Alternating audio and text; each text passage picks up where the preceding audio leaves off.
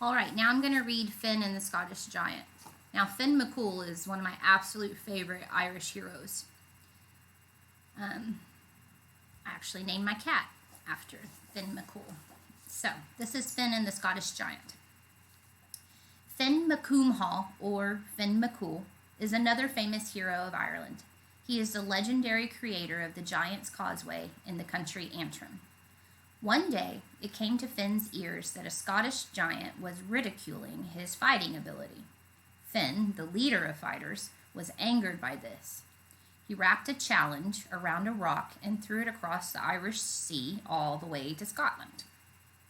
Now, the Scottish giant was not particularly brave, so he quickly sent a message back to Finn saying that he would like to accept the challenge but could not do so because he was unable to swim across the sea.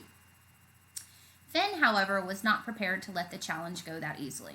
He took his sword and hacked away at the great chunks of volcanic rock that littered the coast, making them into pillars.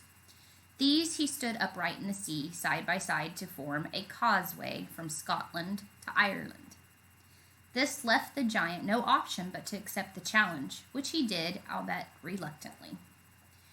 When the giant arrived at Finn's house, the hero was nowhere to be seen.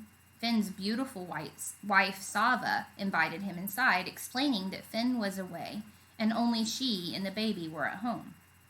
Perhaps, she suggested, he would be kind enough to rock the baby while she prepared some refreshments. The giant looked into the baby's cradle and was horrified. It must have been at least 18 feet long. If this was Finn's baby, how big was Finn going to be? At that moment, the baby seized the giant's hand, stuck one of the fingers in its mouth, and bit it off. The giant gave a howl of pain and rushed from the house and back across the causeway. He never pointed the finger of scorn at Finn again.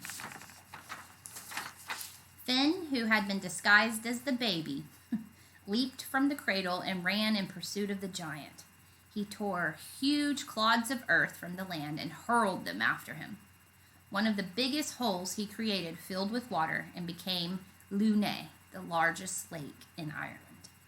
The clod of earth missed the giant and fell into the Irish Sea, where it became what is known now as the Isle of Man. And there you go. That's how the Isle of Man was formed.